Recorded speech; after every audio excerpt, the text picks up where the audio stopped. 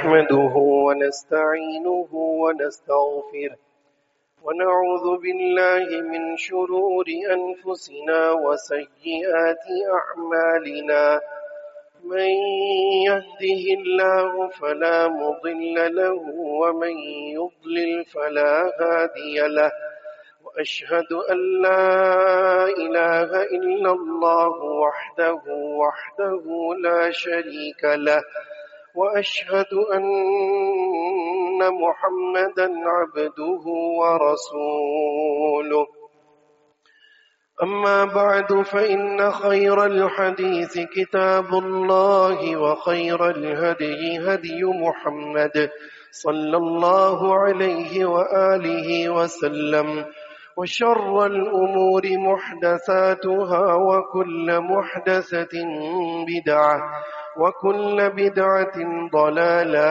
وكل ضلالة في النار. أعوذ بالله السميع العليم من الشيطان الرجيم من همزه ونفخه ونفثه.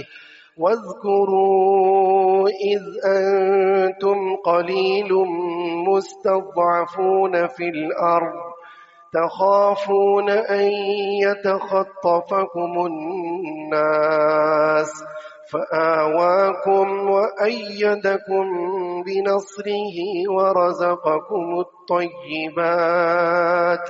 ورزقكم من الطيبات لعلكم تشكرون. من يطع الله ورسوله فقد رشد واهتدى ومن يعص الله ورسوله فقد ضل وغوى.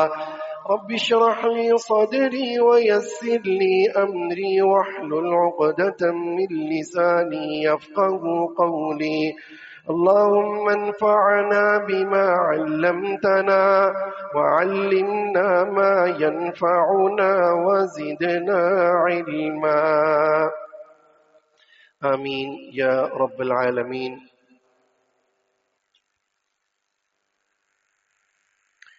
آج جہاں اہلیان پاکستان کے لیے بہت بڑا دن ہے، وہیں تمام عالم اسلام کے لیے بھی کوئی کم عظمت والا دن نہیں ہے کہ آج سے 79 سال قبل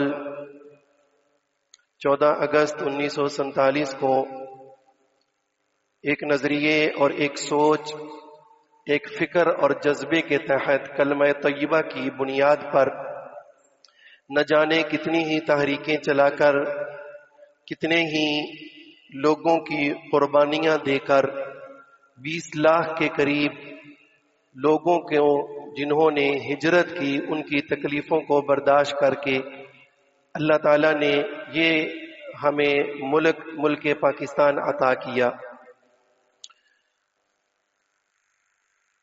آج جب 79 سال بعد ہم بات کر رہے ہیں تو بڑی بشارتیں بھی ہیں، بڑی اطمینان والی باتیں بھی ہیں، لیکن ان سب کے باوجود وہ تمام مسائل بھی منہ کھول کر ہمارے سامنے کھڑے ہیں، اور بڑوں کے سامنے بڑا سوال ہے کہ آنے والی نسل کے لیے ہم کیسا پاکستان چھوڑ کر جا رہے ہیں، اور آنے والی نسل، نوجوان نسل، ہم نے ان پر کیا محنت کی، پاکستان کی قدر سے وہ کتنا آشنا ہے، آزادی کی نعمت، خیر یہ تو دور کی بات ہے، لفظ آزادی اور اس کے معنی مفہوم سے بھی وہ آشنا ہے یا نہیں ہے.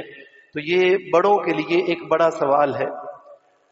پاکستان کے بارے میں دن بہ دن جتنی نفرت نوجوان نسل کے دلوں میں انڈیلی جا رہی ہے، اگر ہر خطبہ ہی اس چیز کے نام کر دیا جائے، پوری نسل مل کر بھی اس کام کو ختم کرنے پر لگ جائے، تو شاید تب بھی ہمیں بہت سارا وقت درکار ہوگا. تو بہرحال اس موضوع کی مناسبت سے جو چل رہے تھے میں نے ان کو چھوڑا ہے. صبح سے کافی سوالات، کئی لوگوں کے میسج، کسی حوالے سے خطبہ ہونا چاہیے، تو انشاءاللہ چند گزارشات ٹوٹے پھوٹے الفاظ میں آپ حضرات کے سامنے رکھوں گا. سب سے پہلی بات تو یہی ہے کہ آزادی کیا ہے اور اسلام میں آزادی کا تصور کیا ہے اور اس کی اہمیت کیا ہے. انسان جو ہے فطرتاً آزاد پیدا ہوا، آزادی کو پسند کرتا ہے، آزادی میں ہی جینے پر خوشی محسوس کرتا ہے۔ اس کے برعکس نہ انسان غلامی میں رہنا پسند کرتا ہے، نہ اس کی فطرت میں غلامی موجود ہے۔ اور اگر کبھی کسی درجے میں غلامی موجود ہو تو یہ بھلے اس کو قبول کر لے، لیکن اس کی فطرت، اس کی روح، اس کی طبیعت ہمیشہ بے چین ہی رہتی ہے۔ اس کی وجہ یہ ہے کہ آزادی اور غلامی دونوں ایک دوسرے کی ضد ہے، یہ دونوں ایک ہی جگہ پر جمع نہیں ہو سکتی۔ آزادی اگر رحمت ہے، نعمت ہے، تو غلامی اتنی ہی بڑی لعنت بھی ہے۔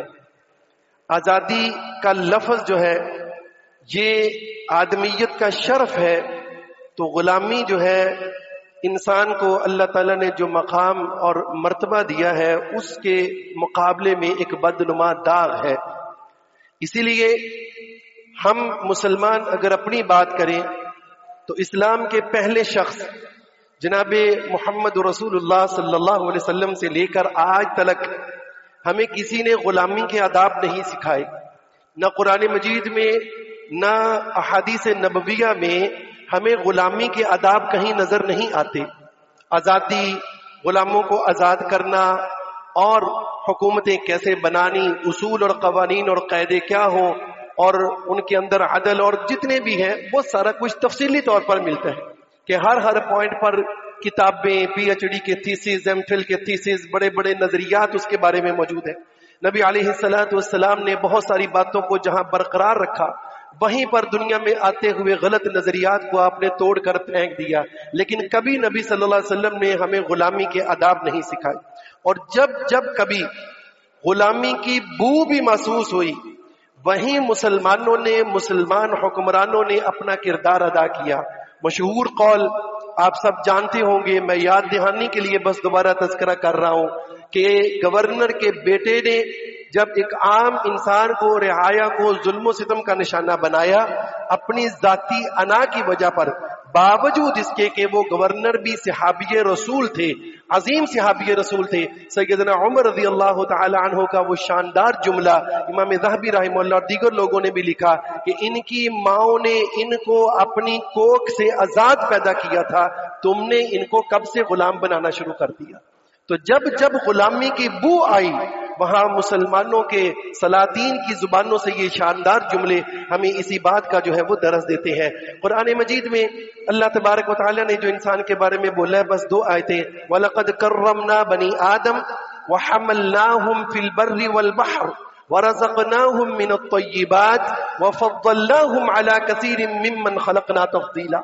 انسان آدم کا بیٹا، ہم نے تو اس کو بڑی فضیلتیں عطا کی ہیں، ہم نے اس کا اکرام کیا ہے، ہم نے اس کو عزتیں دی ہیں، ذلتوں کی پستیوں سے نکال کر بلند مقام اور مرتبے عطا کی ہیں، اور اس کا ٹارگٹ بھی وہ بلند جنت ہے، وہ اوپر آسمانوں میں بیٹھا اللہ تبارک و تعالیٰ اس کی رضا ہے۔ یہ تو اپنی پیشانی میں جھکاتا ہے تو کہا جاتا ہے کہ یہ اپنے پروردگار کے پاؤں میں سجدہ کر رہا ہے۔ اس کا مقام تو اتنا، بر و بحر پر اس کو فضیلت دی، طیب، پاکیزہ، حلال طریقے سے شاندار صحت مند رزق اس کو عطا کیا، اور ہم نے تمام مخلوقات پر اس کو جو ہے وہ فہم و فراست دے کر اور دیگر خوبیاں دے کر اس کو فضیلت عطا کی۔ اور سورۃ 3 میں اللہ تبارک و تعالیٰ نے 4-5 بڑی بڑی قسمیں اٹھائیں، والتین والزیتون وطور سینین وہذا البلد الامین، یہ بڑی بڑی قسمیں ہیں، ان کے بارے میں اگر بات کی جائے تو مکمل ایک تفصیل ہے۔ لقد خلقنا الانسان فی احسن تقویم، احسن تقویم میں انسان کو پیدا کیا، بہترین شکل و صورت، ہر چیز بہترین، کہ انسان غور کرتا ہے کسی ایک چیز پر تو انسان کہتا ہے کہ اب اس سے بہتر شاید اور کچھ نہیں ہو سکتا تھا۔ سر کے بال ہو، اس کا دماغ ہو، اس کا دل ہو، آنکھیں ہو، کان ہو، جہاں ہے جیسا ہے ایسے ہی ہونا چاہیے تھا، یہی اعلیٰ ترین اور بہترین صورت ہے۔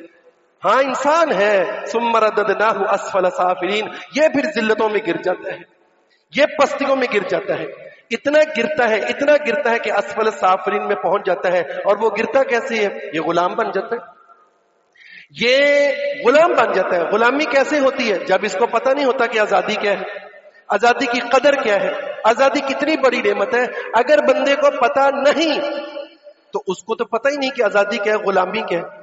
وہ آزادی کی قدر، آزادی کے بارے میں کوشش کاوش تبھی کرے گا جب اس کو پتا ہوگا۔ اگر اس کو پتہ ہی نہیں تو یہ پہلا بڑا سبب ہے۔ اور انسان غلامی کرتا ہے، کسی کی نہ کرے اپنی خواہشات کی کر لیتا ہے، کسی اور بندے کا غلام بن جاتا ہے، شیطان کی پوجا پرست شروع کر دیتا ہے، اس کا غلام بن جاتا ہے، مال و زر کا بندہ، نبی علیہ الصلوۃ والسلام کی حدیث میں قرآن مجید میں موجود ہے، مال و زر کا غلام بن جاتا ہے۔ تمام اصول اور قوانین مال و زر کی خاطر، اپنی خواہشات کی خاطر، کسی شخصیت جس کا اپنے دل و دماغ میں بڑا یہ ہوا بنائے بیٹھا ہے، اس کی خاطر اپنی ذات کو، اپنے خاندان کو، اپنی عزت اور وقار کو داؤ لگا کر غلامی کر رہا ہوتا ہے، اس کو پتہ ہی نہیں ہوتا۔ کیوں؟ غلامی کا مفہوم، آزادی کا مفہوم نہیں اس کو پتہ کہ آزادی کسے کہتے ہیں۔ تو آزادی کسے کہتے ہیں؟ نبی علیہ الصلوۃ والسلام کا قرآن مجید میں آپ کے بارے میں جو جملہ بولا گیا وہ ان تمام چیزوں کے بارے میں ہے۔ وَيَضَعُ عَنْهُمْ إِصْرَهُمْ وَالْأَغْلَالَ الَّتِي كَانَتْ عَلَيْهِمْ، لوگوں نے اپنے گردنوں میں جو طوق پہنے ہوئے ہیں کسی بھی طرح کی غلامی کے، نبی علیہ الصلوۃ والسلام ان زنجیروں کو توڑنے کے لیے آئے ہیں۔ تو کرنے کیا آئے ہیں؟ جناب 9 ہجری ہے، وفد نجران ہے، عیسائی ہے، نبی علیہ الصلوۃ والسلام کے پاس آتے ہیں۔ دوسرا واقعہ بڑا واقعہ ہے، مسلمان بر و بحر کو چیرتے ہوئے اغیار کے ممالک میں پہنچے ہیں۔ وہاں رستم نے پوچھا تھا کیا لینے آئے ہو، کون ہو، کیا کرتے ہو؟ وہاں صحابی رسول نے بھی یہی جملہ بولا تھا۔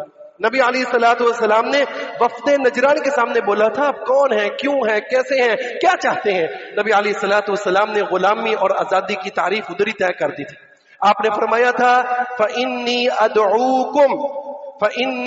أَدْعُوكُمْ، میں تو لوگوں کو دعوت دیتا ہوں إِلَىٰ عِبَادَةِ اللَّهِ مِنْ عِبَادَةِ الْعِبَادِ، بندوں کی بندگی سے نکال کر، بندوں کی غلامی سے نکال کر بندوں کو اپنے خالق کی غلامی میں، اپنے خالق کی بندگی میں دینے کی طرف دعوت دیتا ہوں۔ میں تو اس کام کے لیے آیا ہوں۔ یعنی اگر کوئی بندہ اپنے مالک کی، اپنے رازق کی، اپنے خالق کی بندگی کرتا ہے یہ بندہ آزاد ہے۔ اگر اللہ کی بندگی چھوڑ کر یہ کسی اور چیز کی پوجا پرستش، بندگی، غلامی کر رہا ہے تو یہ بندہ غلام ہے۔ اب یہاں پر افراد اور تفریح سے ہٹ کر یہ جملہ ہے، بہت شاندار ہے، غلامی کے بھی خلاف ہے، اور وہ والی آزادی جس آزادی کے نعرے پر یورپ نے انقلاب برپا کیا اور اپنی جو انقلاب تھا اس کی بنیاد رکھی، شتر بے مہار آزادی، ویسے تھی وہ بھی نہیں، ہمیں ہی دھوکہ دیا گیا اور ہم مسلمان وہ آج تک دھوکے کا شکار ہیں، ورنہ حقیقت میں تو وہ بھی نہیں، ان کے بھی کچھ اصول اور قوانین ہیں۔ ہمارے ہاں شتر بے مہار آزادی، مادر پتر آزادی کہ انسان اپنے اللہ سے گیا، اپنے نبی کی حرمت سے جائے۔ ابھی دیکھو ہماری ٹی ویوں پر نبی علیہ الصلوۃ والسلام کے خاکے بن رہے ہیں اور ان کا دفاع کرنے والے کے مرزے جیسے خبیث لوگ بھی موجود ہیں، عجیب لوگ، وہ معافی مانگ رہے ہیں، یہ خبیث ان کا دفاع کر رہے ہیں۔ بہرحال وہ والی آزادی نہیں، یہاں طے کر دیا کہ آزادی ہے، ہر چیز کی آزادی، اس کے دین کی آزادی، ثقافت کی آزادی، زبان کی آزادی، لباس کی آزادی، تعلیم کی آزادی، سیاست کی آزادی، ہر طرح کی آزادی، لیکن ایسا نہیں ہے کہ اس کے اوپر کوئی نہیں ہے، نہیں ہے، وہ اللہ کی ذات ہے کہ اس نے ان ساری غلامیوں سے نکل کر اپنے مالک اور مختار کی غلامی میں آنا ہے۔ میں تو اس آزادی کے لیے آیا ہوں۔ مسلمانوں کو نبی علیہ الصلوۃ والسلام نے یہ والی آزادی دی تھی۔ آج اگر ہم اس آزادی میں ہیں کہ ہم ایک اللہ کے سوا کسی کی بندگی نہیں کر رہے، نبی علیہ الصلوۃ والسلام کی تعلیمات کے مقابلے میں کسی کی تعلیمات کو اہمیت نہیں دیتے، پاؤں کی ٹھوکر پر رکھتے ہیں، تو ہم آزاد ہیں۔ اگر ایسا نہیں ہے تو پھر وہ ساری قسمیں جو غلامی کی میں نے بیان کی ہیں اور اس کے برعکس آزادی کی ہیں، انسان کسی نہ کسی اس کی غلامی میں مبتلا ہے۔ خواہش کی غلامی ہے، شیطان کی بندگی ہے، طاغوت کی بندگی ہے، کوئی سیاست کو، کوئی پارلیمنٹ کو، کوئی فلانے کو، کوئی ڈمکانے کو، کوئی مال و زر کو، کوئی عہدوں کو، کوئی کسی کی پوجا کو، کسی کی پوجا کرتا ہے۔ فَإِنِّي أَدْعُوكُمْ إِلَىٰ عِبَادَةِ اللَّهِ مِنْ عِبَادَةِ الْعِبَادِ، اور دوسرا جملہ نبی علیہ الصلوۃ والسلام نے فرمایا وَأَدْعُوكُمْ إِلَىٰ وِلَایَةِ اللَّهِ مِنْ وِلَایَةِ الْعِبَادِ، میں تو اس مقصد کے لیے آیا ہوں۔ تو اگر یہ والی آزادی موجود ہے تو ہم آزاد ہیں۔ میں اس کو دوسرے لفظوں میں بیان کریں تو یہ بھی ہو سکتا ہے کہ انسان، ہم لوگ جو آزادی لی تھی، کیا وہ صرف جسمانی آزادی تھی یا جسمانی آزادی کے ساتھ روحانی آزادی بھی تھی؟ یہ بھی بیان، اس طرح بھی بیان کر سکتے ہیں، اس طرح بھی ہم غور و فکر تدبر کر سکتے ہیں۔ اگر ہم جسمانی آزادی کے ساتھ ساتھ ذہنی طور پر، فکری طور پر مضبوط ہیں، میں نے پہلے کئی بار یہ جملہ بولا ہے کہ ہمارے اسلاف سے ہمیں یہ ملتا ہے کہ مسلمان کبھی میدان جنگ میں شکست کھا گئے. ایسا کبھی نہیں ملتا کہ مسلمان ہو، بوڑھے ہو، نوجوان ہو، وہ کبھی فکری طور پر جو ہے وہ شکست کھا گئے. ایسا کبھی نہیں ہوتا. میرا خیال ہے اب چھوڑ دیں، جو ہے سو ہے، اب کچھ نہیں ہو سکتا. سب لوگوں کی توجہ بڑھ رہی ہے، میری بھی بڑھ رہی ہے. اللہ تعالیٰ برکت آسانی پیدا کرے. کوئی بات نہیں، اب برداشت کریں گے انشاءاللہ جو بھی اگر کچھ ہے تو مسلمان کبھی بھی ایسا نہیں ہوا کہ وہ فکری طور پر شکست کھا گئے. یہ وہ دور ہے کہ اب اردو بولنے والے کی اہمیت اور انگلش بولنے والے کی اہمیت، تعلیمی نظام، ہم یہ 80 سال گزر چلے ہیں، 1 سال کم، ابھی تعلیمی نظام ہم اپنی مادری زبان میں نہیں کر سکے. کتنی بڑی آزمائش بچوں کے لیے.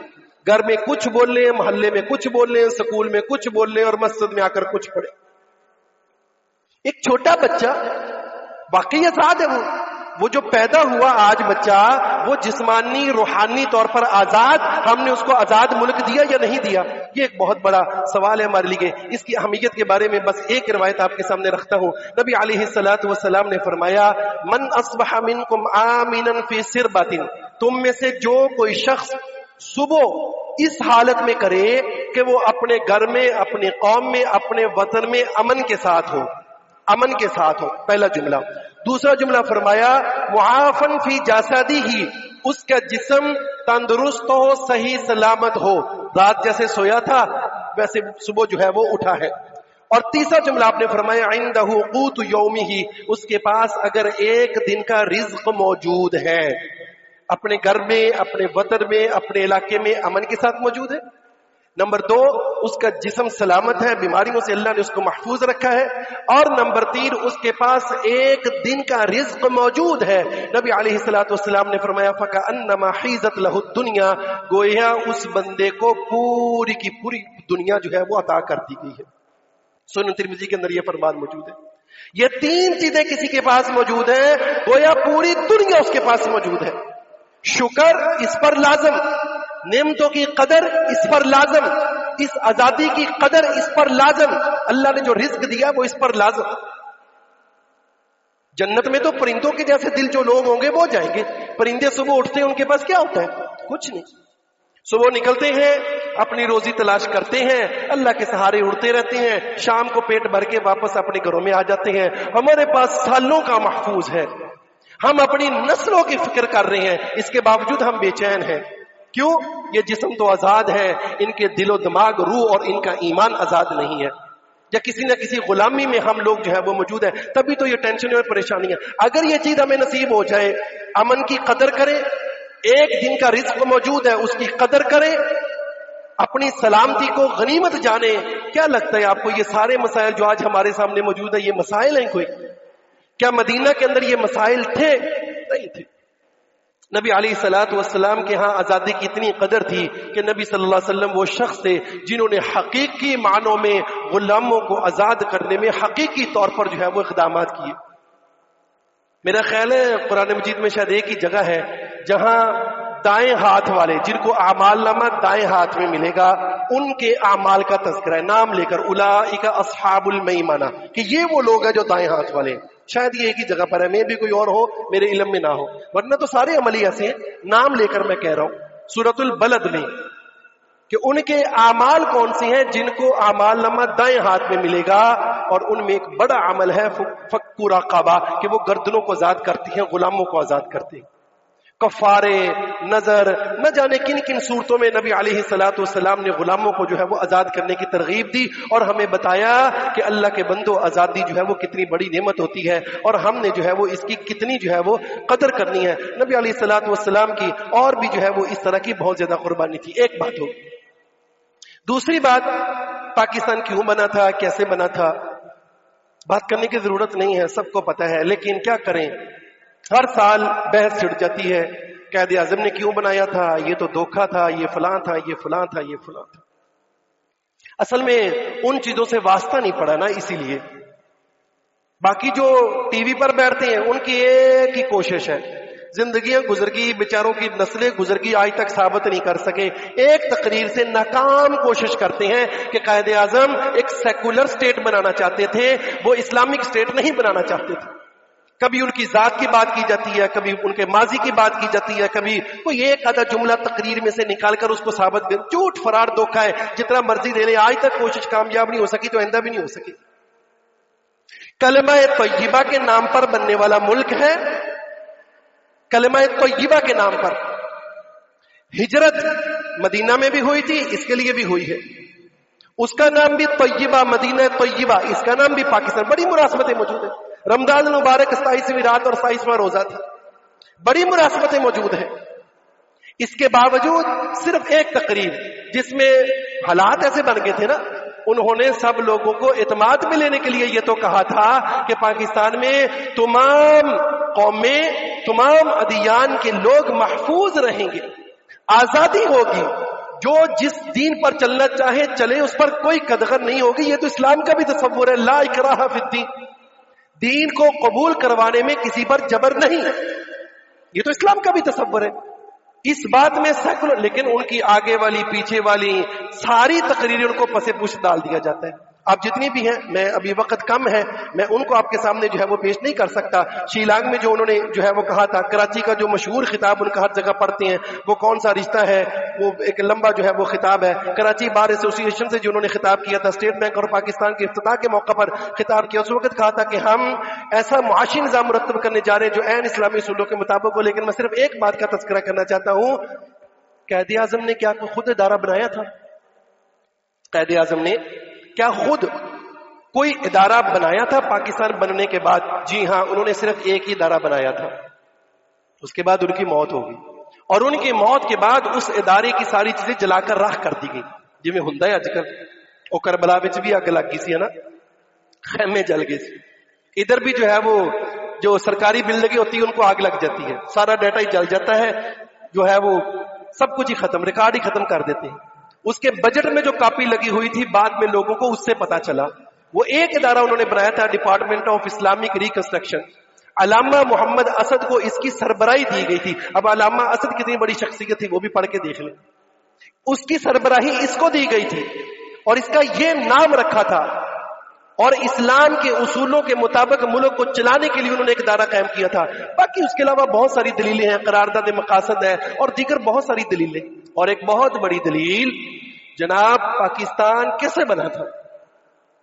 جو تحریکیں چلی تھی آزادی کی، کنہوں نے چلائی تھی؟ آزادی کا سبق کن کی گٹی میں ہے؟ مسلمانوں کی ہے نا، علماء کی گٹی میں ہے. وہ ساری تحریکیں چلانے والے کون تھے؟ علماء تھے. قربانیاں دینے والے کون تھے؟ علماء تھے. یا علماء نے قربانیاں دی ہیں یا غریب عوام نے قربانیاں دی ہیں. آج 79 سال بعد بھی انہی کو لان تان کیا جاتا ہے اور انہی کو مجرم بنا کر پیش کیا جاتا ہے، جنہوں نے انگریزوں کا ساتھ دیا، قدم قدم پر دربار بنائے، نہ جانے کن کن ناموں پر ان کو جو ہے وہ انگریزوں کا ساتھ دینے کے لیے، تحریکوں کو کچلنے کے لیے، مخبریاں کرنے کے لیے ان کو بڑی بڑی جگیریں اور چودراہٹیں دی گئی تھی. ہمارے سروں پر انہی کو مسلط کر دیا. آج وہ بے وطن ہے، علماء بھی اور غریب عوام بھی، وہ 79 سال سے ادھر کی ادھر پیس رہی ہے. لیکن اس کے باوجود ان علماء کا نعرہ آج بھی کیا ہے؟ غریب عوام کا آج بھی نعرہ کیا ہے؟ وہ اسلام چاہتے ہیں، وہ سود سے پاک معیشت چاہتے ہیں، وہ پارلیمنٹ میں حقیقی معنوں میں قرآن و سنت کی بالادستی چاہتے ہیں، وہ عدالتوں کے اندر نبی علیہ الصلوۃ والسلام اور عدل فاروقی چاہتے ہیں، وہ ان اصولوں اور قوانین کی پابندی چاہتے ہیں، وہ اپنی جان کی سلامتی، اپنی عزتوں کی سلامتی، اپنی بیٹیوں کی حفاظت، وہ اپنے مال کی حفاظت، چوروں کے ہاتھ کاٹنا، مجرموں کو ذلیل و رسوا کرنا، وہ سستا انصاف، وہ تو آج بھی یہی چاہتے ہیں. وہ کیسے ملے گا؟ تم نے جتنے تجربے کر لیے، اگر دے لیا تو ٹھیک ہے، ہمارے سامنے بھی کوئی رکھ دو ایک مثال، کوئی 1 سال رکھ دو، 1 سال کہ فلاں سال بہت اچھا تھا، آج اس کے مطابق چلے جاتے ہیں. نہیں تو پھر پاکستان جس نعرے پر بنا تھا کیوں جھوٹی کوششیں کرتے ہو؟ آجو واپس اسی نعرے پر، کلمہ طیبہ لا الہ الا اللہ، آجو. یہ پاکستان شرکستان نہیں، چھوڑ دو شرک، بدعستان نہیں، ظلمستان نہیں، چھوڑ دو سب, آجو واپس لا الہ الا اللہ پر, سارے نو سکھ دا سا آ جائے گا, اگلی نسل بھی پاکستان رہنا چاہے گی. ورنہ جو رپورٹ آتی ہے بہت بری ہے, بہت بری ہے. سمجھائیں تو کیسے سمجھائیں, نوجوانوں کو بتائیں. اور بھی کچھ باتیں کرنا چاہتا تھا, لیکن صبح سے میرے سامنے یہی ایک سوال تھا کہ نوجوان نسل کو یہ باتیں کیسے سمجھانی ہیں, جو اپنے گھروں میں مجبوریاں دیکھتے ہیں, بازاروں میں لان تان اور دیکھتے ہیں, اور ان کی عیاشیاں دیکھتے ہیں, ان کو یہ باتیں سمجھائیں تو کیسے سمجھائیں. اللہ کے بندو, تمہاری ہر اچھی کوشش کو ہم میں سے ہر بندہ اپریشیٹ کرتا ہے. اللہ کے بندو ٹھیک ہے, بڑے بڑے معاہدے, ہمیں بڑی خوشی, مسلمانوں کا کسی درجے میں بھی اتحاد ہو رہا ہے, جیسا ہمیں بڑی خوشی. جنگ جیتی قوم کیسے شانہ بشانہ تھی. پچھلے 14 اگست پر بھی میں نے وہی 8-10 چیزیں بیان کی تھی. استحکام پاکستان کے ناگزیر تقاضے کون سے ہیں؟ آج ہر بندہ یہی کہہ رہا ہے بہت اچھی باتیں, یہ ہم سراہتے ہیں, ہم سلوٹ پیش کرتے ہیں تم کو, لیکن یہ مسائل کس نے حل کرنے؟ پاکستان کو پاکستان کس نے بنانا ہے؟ اگلی نسل کو کیسا پاکستان دے کر جانا, قائد اعظم والا, یا ان کے اوپر جھوٹ تھوپ کر دین اور دین بیزار لوگوں کے ہاتھوں میں دے کر وہی مصیبتیں اور پریشانیاں, جہاں قوم کا اور حکمرانوں کا اور سیاست کا اور عدالتوں کا اور اتنا بڑا تضاد کہ جہاں جاتے ہیں وہاں تضاد ہی تضاد, تضاد ہی تضاد. تعلیم گاہ میں چلے جائیں, یونیورسٹی میں چلے جائیں, کہیں چلے جائیں, ہمیں تضاد نظر آتا ہے. اس تضاد کے لیے کس نے ختم کرنا ہے؟ پاکستان کیوں بنا تھا اور پاکستان کیسے بنا تھا؟ بہرحال ہماری ذمہ داریاں جو ہے وہ کیا ہے؟ ہماری ذمہ داریاں بھائی ہے, میں مختصر انداز میں, ہماری ذمہ داری ہے کہ ہم کسی صورت بھی اپنے شہداء کو نہیں بھولیں. پہلی ذمہ داری اللہ کی قسم. بڑی قربانیاں تھی, پڑھیں, ایک بار پڑھیں, اللہ کا واسطہ پڑھیں. کوئی ایک کتاب, اگست کا مہینہ جا رہا ہے نا, کوئی ایک کتاب آزادی کے بارے میں, اس وقت جو پارٹیشن ہوئی تھی اس کے بارے میں کوئی ایک کتاب, ناول موجود ہے, چلے وہ پڑھ لیں. کتاب نہیں پڑھی جائے گی تو نہیں عادت ہوتی. نسیم جادی کا ناول ہے, وہ پڑھ کے دے. اگرچہ انہوں نے ایک خاکہ پیش کیا, لیکن جس کو سناؤ گے نا کسی بزرگ کو, آج بھی اگر کوئی بڑی عمر کا زندہ ہے, روئے گا, وہ کہے گا اللہ کی قسم اس نے سچ لکھا ہے. وہ لاشیں, وہ کٹے ہوئے سر, کہیں خون سے پانی نظر نہیں آتا تھا تو کہیں سروں سے پانی نظر نہیں آتا تھا, کہیں پانی لال تھا تو کہیں پانی سیاہ تھا. ہماری بہنوں کی چھاتیاں کاٹی گئی. وہ یہ ٹرینیں جو آئی تھیں پوری بوگیاں تھی اندر, ان کے ہاتھ اور پاؤں کاٹ کر زندہ ان کو چھوڑ دیا گیا تھا. دروازے کھولے تو خون ہی خون تھا, اندر کوئی زندہ نہیں تھا. کاٹا نہیں گیا تھا, کسی کو مارا نہیں گیا تھا, زندہ اندر چھوڑے گئے تھے. ان کے لیے دعائیں کس نے کرنی ہے؟ وہ قربانیاں کس لیے دے گے؟ کچھ تو تھا. ابھی تو منہ پھاڑ کے جو بھی کہہ دے پاکستان نہ بنتا, واسطہ نہیں پڑا نا, واسطہ نہیں پڑا. اس لیے آزادی کی قدر نہیں ہے. جن کے پاس نہیں آزادی ہے تو ان کو قدر ہے. خیر ابھی سوشل میڈیا ہے, سب کچھ دیکھتے ہیں.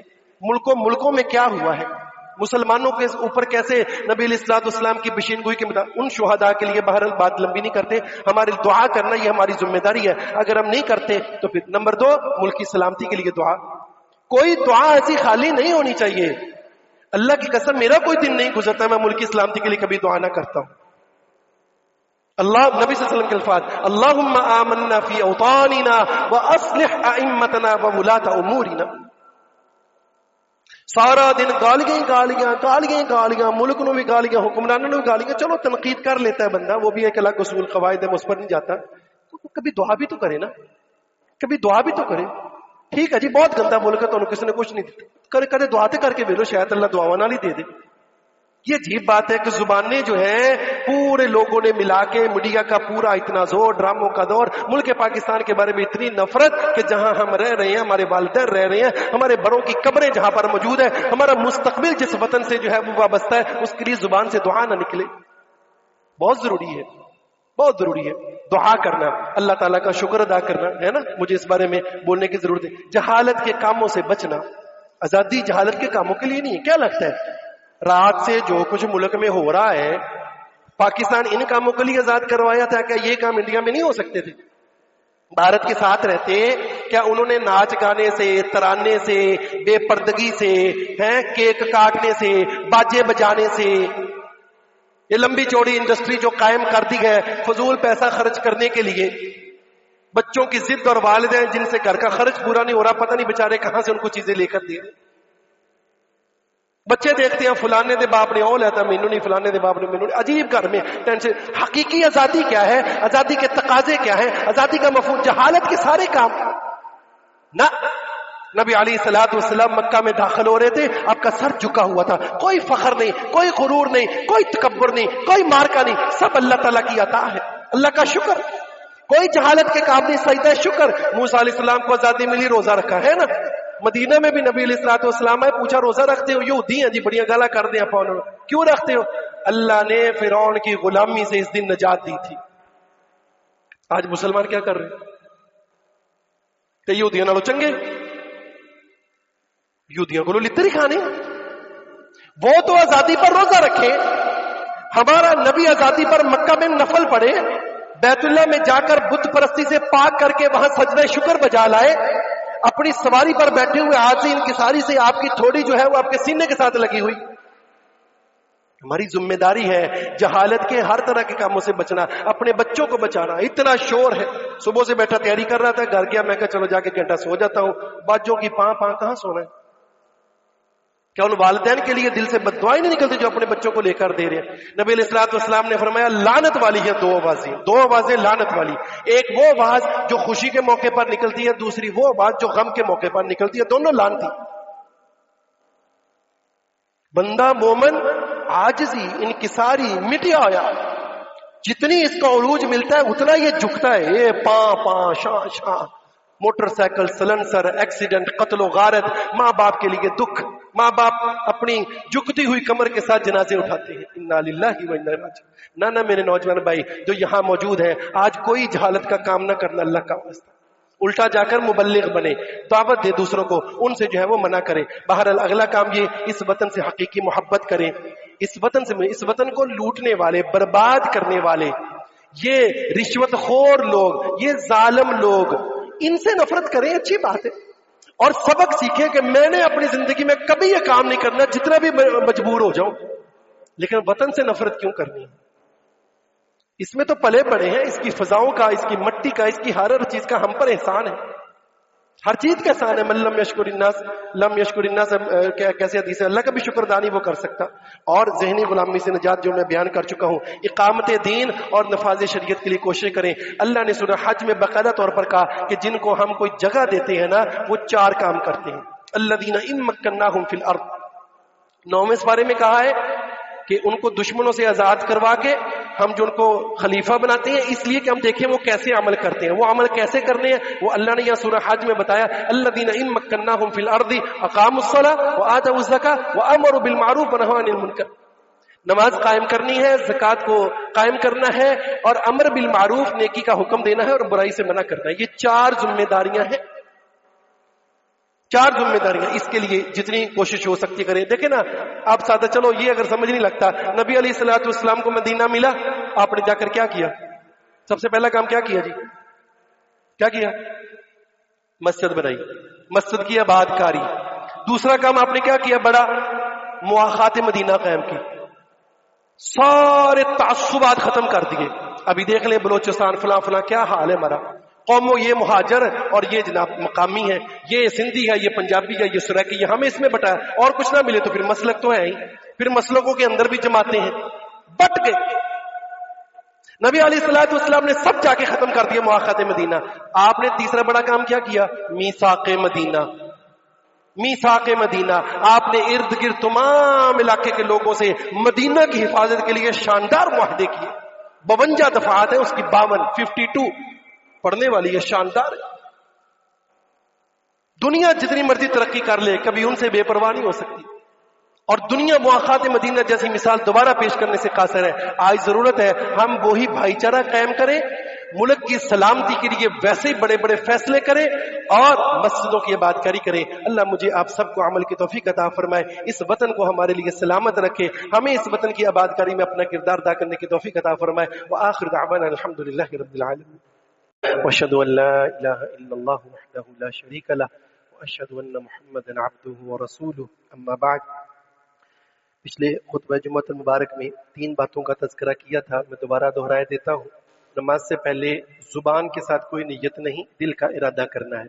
نمبر 2، ہاتھوں کو جو اٹھانا ہے نہ بالکل بند کرنا ہے نہ بالکل کھول لینا ہے، درمیانی کیفیت میں کندھوں کے برابر یا کندھوں سے لے کر کانوں کی لو کے برابر، کانوں کو نہیں چھونا، ہاتھوں کو اپنے چہرے کی طرف نہیں کرنا، سیدھا قبلہ کی طرف کرنا ہے، قبلہ کی طرف، اور کندھوں کے برابر ہاتھ اٹھانے۔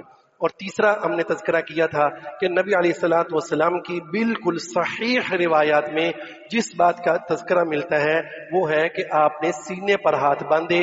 اس کے برعکس جو ناف یا زیر ناف کی روایات آتی ہیں وہ بالکل صحیح نہیں ہے، وہ ساری کی ساری جو ہے وہ ضعیف ہے۔ جو بندہ بھی تحقیق کرے گا اس کو خود بخود ان چیزوں کا ہمارا اندازہ ہو جائے گا، لیکن چونکہ ابھی میرا دلائل نہیں دے سکتے اس موقع پر۔ اگلی بات یہ ہے کہ جب آپ نے ہاتھ باندھ لیے اس کے بعد دعائے استفتاح پڑھنی ہے۔ دعائے استفتاح ہمیں ایک ہی یاد ہوتی ہے بچپن سے ایک یاد کروا دی جاتی ہے، اچھی بات ہے، وہ تو اس لیے کروا دی جاتی ہے کہ چھوٹا بچہ ہوتا ہے ابھی اتنا یاد کر سکتا ہے، لیکن ہماری ادھر ہی بریک لگ جاتی ہے۔ نہیں، نبی علیہ الصلوۃ والسلام سے بہت زیادہ دعائیں آتی ہیں۔ اللہم باعث بینی والی دعا ہے جو ماشاءاللہ ابھی بہت سارے لوگ یاد کر لیتے ہیں۔ اس کے بعد ایک لمبی دعا ہے، تھوڑی سی اس سے لمبی ہے، اللہم رب جبرائیل و میکائیل۔ اس کے بعد ایک چوتھی دعا ہے جو اس سے بھی لمبی ہے، اللہم لک الحمد انت قیم السماوات والارض آتی ہے۔ اور ایک پانچویں دعا ہے جو ان سب سے لمبی ہے، وہ قرآن مجید کی 2 آیتوں سے شروع ہوتی ہے، وجہت وجہی للذی فطر السماوات والارض۔ تو ایسے نبی علیہ الصلوۃ والسلام سے کئی دعائیں آتی ہیں، ہمیں ایک ایک کر کے ان سب کو یاد کرنا چاہیے۔